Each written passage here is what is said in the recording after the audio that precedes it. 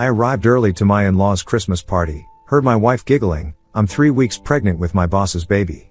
I didn't confront her.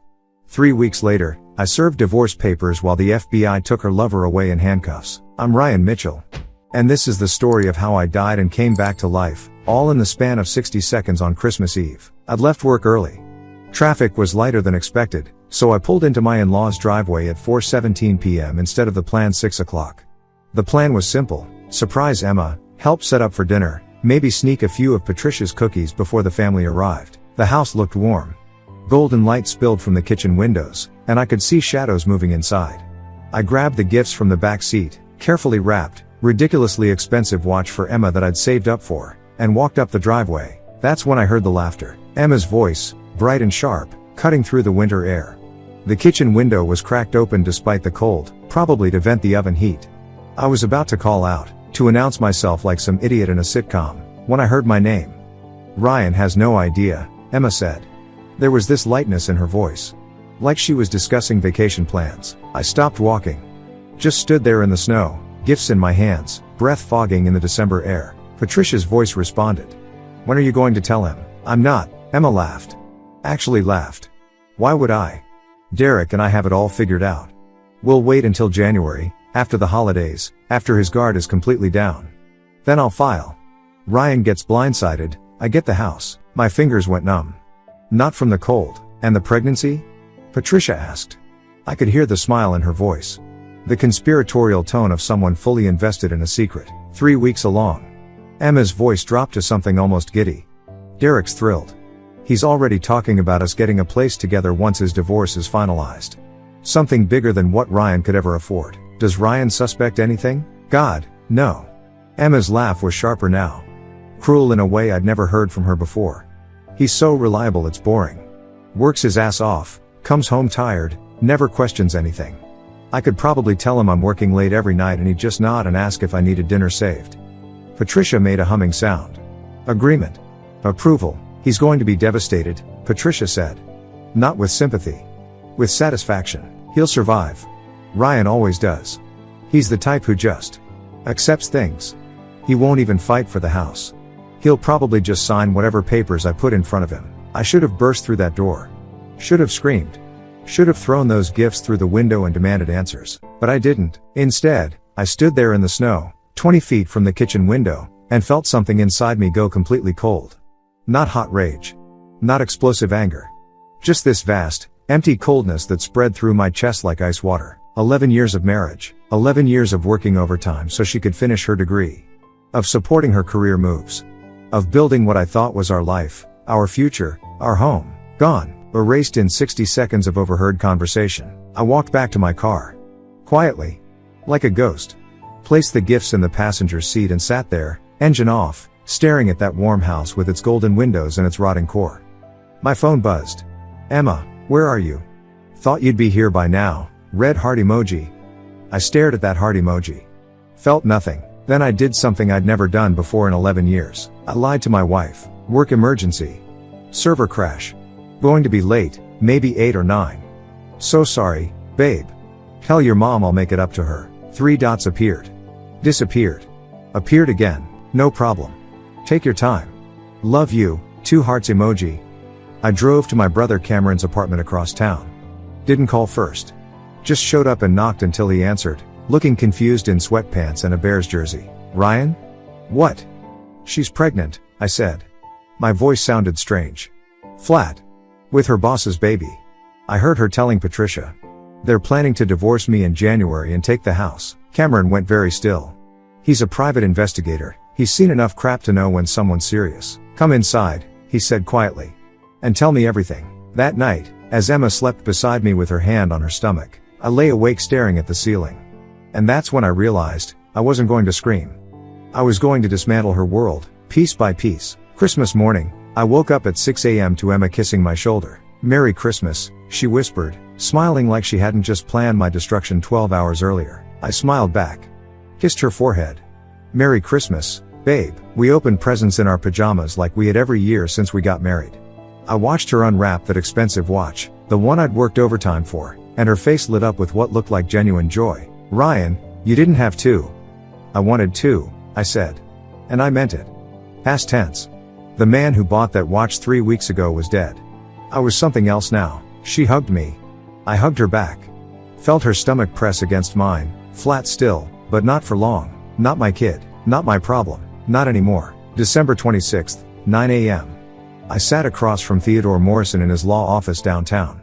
Theo's been my lawyer since I bought the house. Quiet guy, late 50s, the kind who doesn't waste words. How solid is the prenup? I asked. Theo pulled the file, scanned it for maybe 30 seconds. Ironclad. You drew this up before the marriage, both parties had independent counsel, everything's notarized. He looked up at me over his reading glasses. Infidelity clause is explicit. If she's proven to have committed adultery, she forfeits any claim to marital assets acquired during the marriage. House, savings, retirement accounts, all yours. What do I need to prove it? Photos. Documentation. Witnesses if possible. DNA test if the child isn't yours. He paused. Ryan, I have to ask, are you absolutely certain about this? I told him what I'd heard. Every word. Every laugh. Every cruel detail. Theo's jaw tightened. Then we proceed carefully. No confrontation until we have everything documented. Can you maintain appearances at home? I've been doing it for 2 days already. Good. Keep doing it. Make no accusations, no changes in behavior. Let her think everything is normal. He pulled out a legal pad. I'll start drafting the petition. We'll need that evidence first. Cameron started surveillance December 27th. I gave him Derek Patterson's name, the company, Gallagher Industrial Manufacturing, and Emma's schedule. Cameron's good at this. Invisible. Patient. He called me December 28th at lunch. I was at work, pretending everything was fine. They met at the Embassy Suites on Riverside, Cameron said. Went in together at 12:43 p.m., came out at 2:31. I've got photos. Clear shots of them entering together, body language is intimate. Send them to Theo. Already did. Ryan. I'm sorry, man. Don't be. Just keep watching. I went home that night and cooked dinner. Emma's favorite, lemon chicken with roasted vegetables. She came home at 7:30, kissed me like nothing was wrong. How was work? I asked, plating her food. Exhausting, she said, sitting down. Derek had us in meetings all day. I barely had time to eat lunch. I nodded. Set the plate in front of her. You work too hard. She smiled at me. Touched my hand. You're so good to me. The crazy thing? I felt nothing. No anger, no betrayal in that moment. Just this clinical detachment, like I was watching someone else's life through glass. December 29th. More photos. Lunch at an Italian place downtown. Emma laughing, touching Derek's arm across the table. December 30th. Coffee meeting. Parking garage. A kiss that lasted too long to be anything but what it was. Cameron sent everything to Theo. The file was getting thick. I maintained the facade. Watched movies with Emma on the couch. Asked about her day. Made love to her when she initiated, because refusing would have raised suspicion.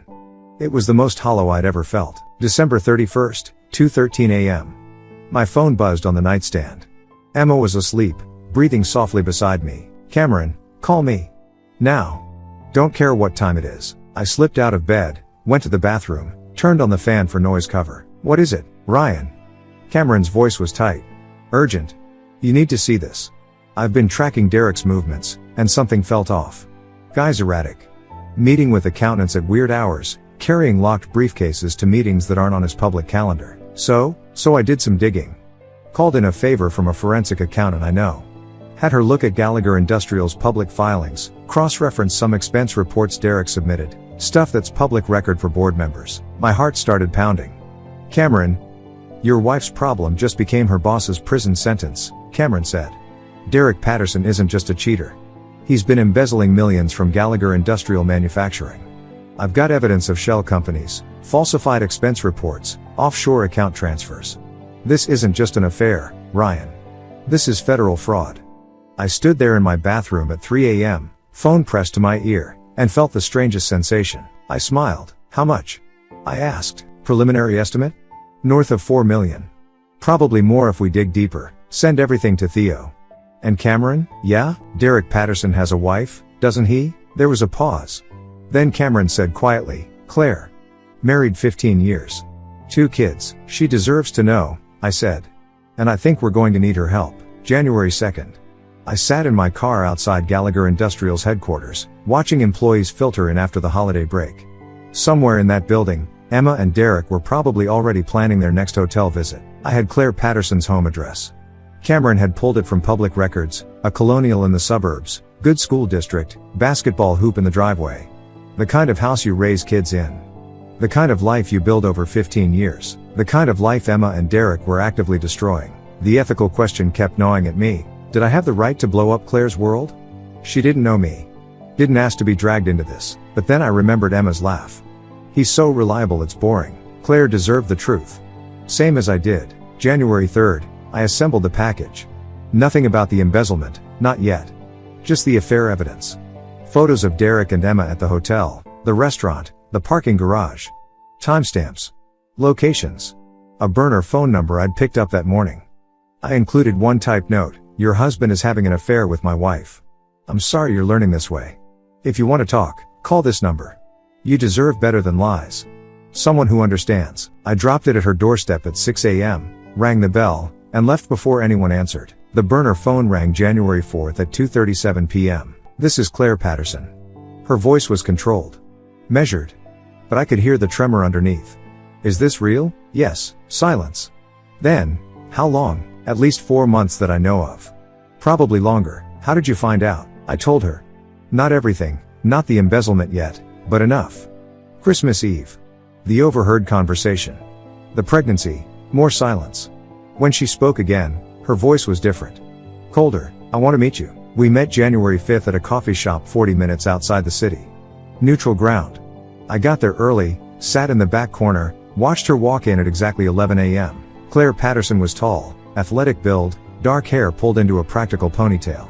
She wore jeans and a university sweatshirt, nothing fancy. But her eyes were sharp. Lawyer eyes, I'd learn later. She sat down across from me without ordering anything. "You're Ryan," she said. Not a question. "And you're Claire. How long have you known?" She asked. 2 weeks. "You?" "I've suspected for 3 months," she said quietly. Little things. Late meetings. New cologne. The way he'd smile at his phone and angle it away when I walked by. She looked at me directly. But I had no proof. And Derek's good at making me feel crazy when I ask questions. I slid a folder across the table. "You're not crazy." She opened it. Looked through the photos methodically, face expressionless. When she finished, she closed the folder and sat back. "My kids are 12 and 9, she said. "I gave up my legal career to raise them. We moved 4 times for Derek's promotions. I've spent 15 years building a life with a man who apparently thinks I'm disposable. I know the feeling." Her eyes met mine. Something shifted in her expression. Recognition, maybe. We were strangers, but we understood each other in a way no one else could. "What do you want from me?" she asked. I hesitated. This was the moment. The decision point. "There's something else you need to know about your husband," I said. "Something bigger than the affair." "How much bigger?" "Federal crime bigger." Claire went very still. "Explain." I told her about the embezzlement. The shell companies. The offshore accounts. $4 million, maybe more. Cameron's findings.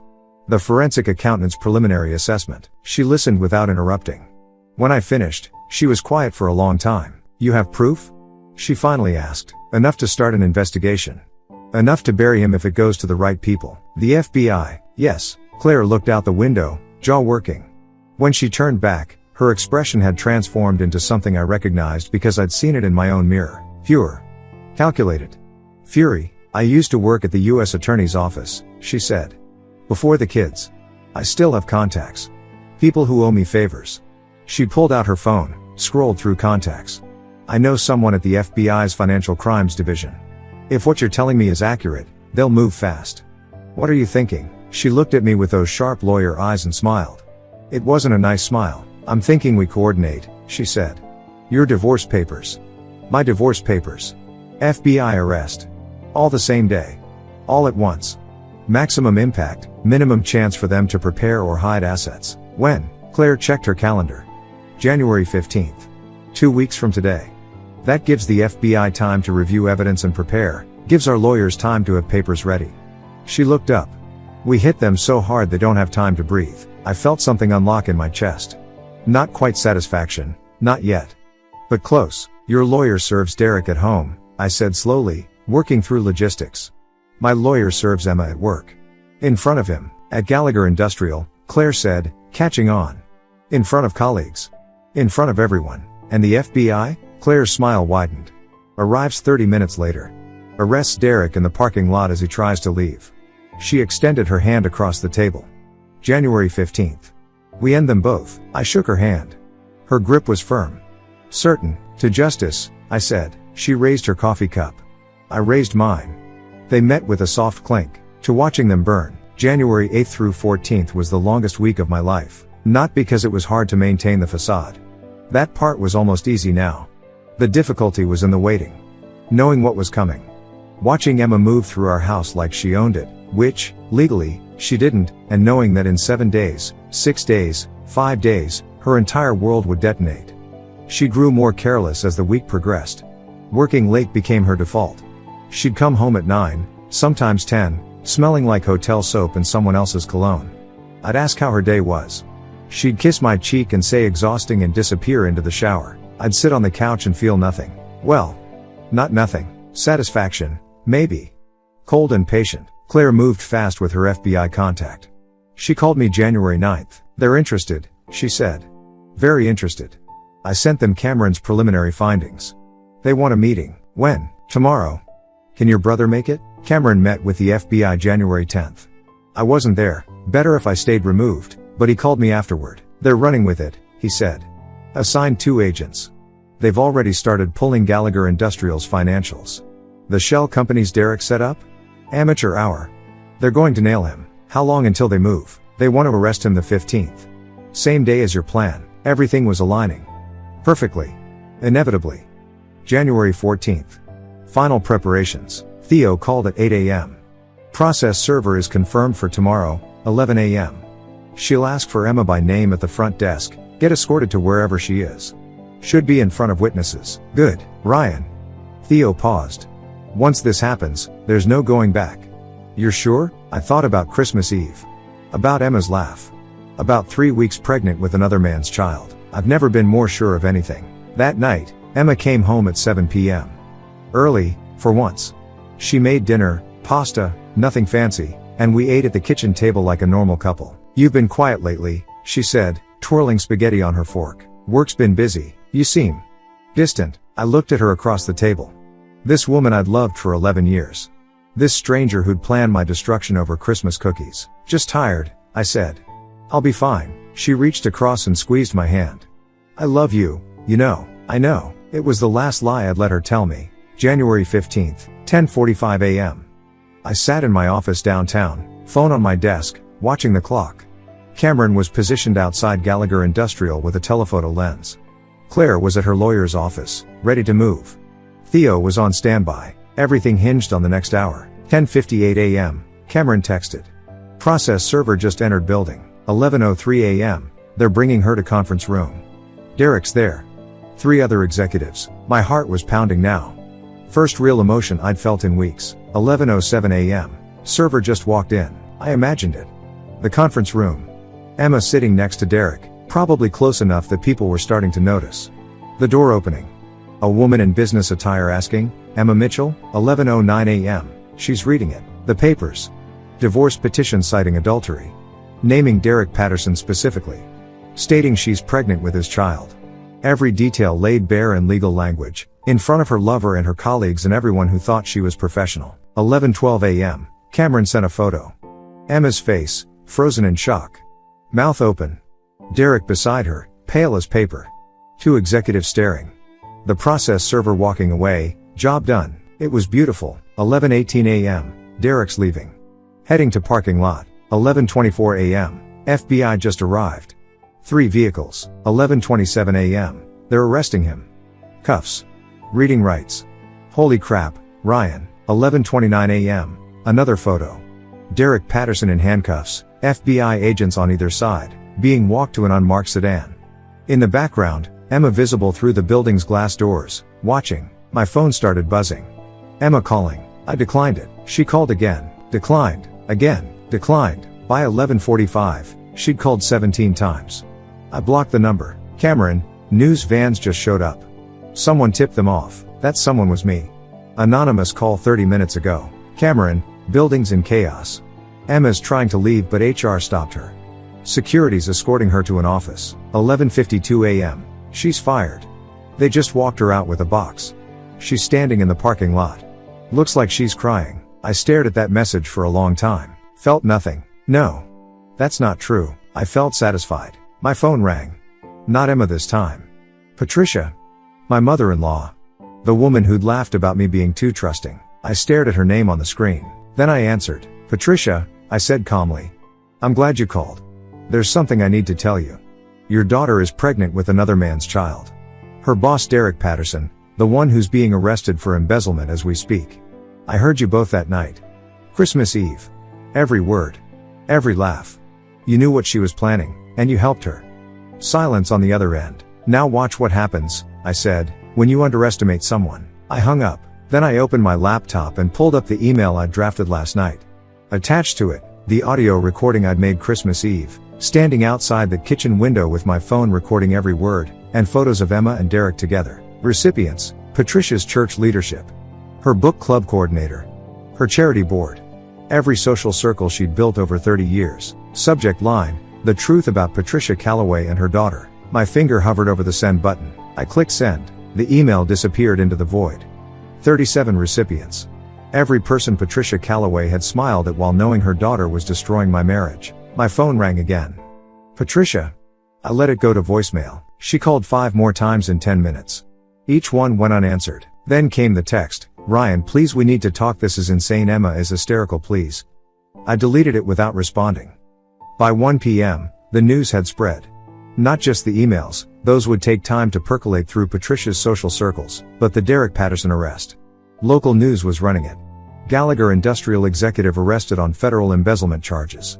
$4 million. Shell companies. FBI investigation ongoing. They didn't mention Emma yet. But they would. Cameron called at 2:15. Emma's at your house. In there 20 minutes. Rang the doorbell maybe 50 times. Now she's just sitting on the porch. Let her sit. Ryan. Let her sit. I'd had the locks changed January 12th. She didn't know that yet. Probably assumed she could get inside, grab some things, try to control the narrative. She'd find out soon enough that she controlled nothing. January 16th. Theo called. She's lawyered up. Gerald Hoffman, decent attorney, handles a lot of divorce cases.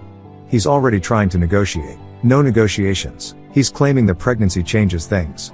That she's entitled to support, that the prenup is unconscionable given her condition. The prenup has an infidelity clause. She committed adultery. The pregnancy is with another man. There's nothing to negotiate. That's what I told him. Theo paused. He's going to push for DNA testing to prove paternity. Good. Do it. Prove it's Derek's. Makes our case stronger. Theo was quiet for a moment. You've really thought this through. I had 3 weeks. January 18th. Patricia's world began crumbling. Cameron had a contact at St. Augustine's, Patricia's church, where she'd been on the parish council for 12 years. The pastor had received my email. So had the council president.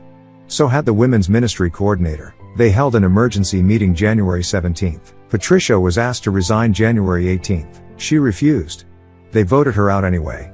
6-0. Her book club dropped her. The charity board, some foundation for literacy, I think, asked her to step down to avoid controversy. By January 20th, Patricia Calloway had gone from respected community figure to social pariah. Emma called me from her mother's number. I answered this time. You destroyed her, Emma hissed. She's done nothing but cry for 3 days.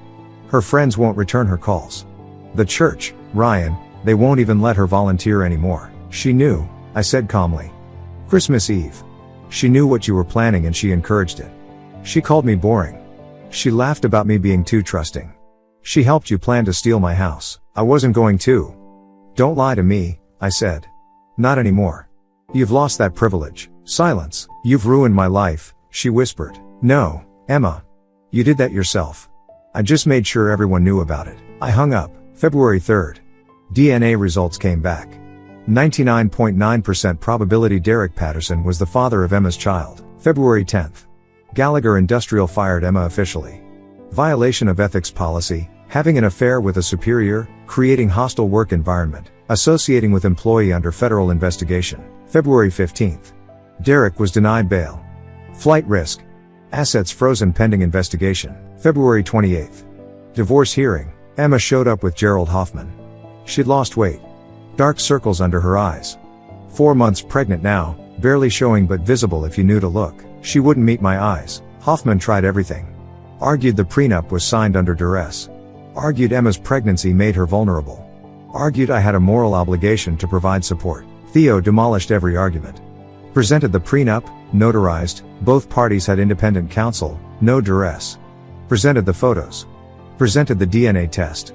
Presented the audio recording from Christmas Eve. The judge, a woman in her 60s named Honor Walsh, listened to the recording with an expression of increasing disgust. When it finished, she looked at Emma. "Mrs. Mitchell, do you dispute the authenticity of this recording?" Emma's lawyer whispered to her. She shook her head. "No, Your Honor." "And do you dispute that you committed adultery with Derek Patterson?" "No, Your Honor." Judge Walsh closed the file. The prenuptial agreement is valid and enforceable. Mrs. Mitchell forfeits all claims to marital assets. Mr. Mitchell retains sole ownership of the house, vehicles, retirement accounts, and savings. Mrs. Mitchell is responsible for her own legal fees. Divorce is granted. 3 minutes. 11 years of marriage dissolved in 3 minutes. Emma left the courtroom without looking back. I watched her go and felt nothing but relief. March came. Then April. Then May. I threw myself into work. Started running again. Went to therapy. Theo recommended someone. Said I needed to process everything properly. The therapist, Dr. Henderson, was patient. Never pushed. Just let me talk when I was ready. "Do you regret how you handled it?" she asked one session. I thought about it. Really thought about it. "No," I said. "I regret trusting someone who didn't deserve it. I regret wasting 11 years. But the way I ended it? No. I don't regret that." "Why not?" "Because screaming wouldn't have changed anything. Begging wouldn't have changed anything. They'd already made their choices. I just made sure they faced consequences." Dr. Henderson nodded. "And now I rebuild." June 14th. 6 months after Christmas Eve, I was at my desk when my phone buzzed. Text from an unknown number. Then I realized, not unknown. Claire Patterson. I'd forgotten I had her saved from our planning meetings. Dinner? Just as friends, we both need to remember what normal feels like. I stared at that message for a long time. The old Ryan would have said no. Would have kept walls up forever. Would have stayed locked in a house full of ghosts and memories. But I wasn't the old Ryan anymore. I typed back, "Tomorrow. 7 p.m. Choose the place." 3 dots appeared. Then, "Antonio's on 5th. See you there." I set the phone down and looked out my office window at the city below. And for the first time in 6 months, I felt something other than cold satisfaction. I felt possibility. Antonio's was a small Italian place with checkered tablecloths and wine bottles lining the walls. Not fancy. Comfortable. Claire was already there when I arrived, sitting at a corner table. She'd cut her hair shorter. Looked good. "Hey," I said, sliding into the seat across from her. "Hey." She smiled, but it was tentative. Like we were both testing whether this was weird. It wasn't. We ordered. Made small talk. "How's work? How's the house? How's therapy?" Then Claire said, "Derek's trial starts in August. They're offering him a plea deal.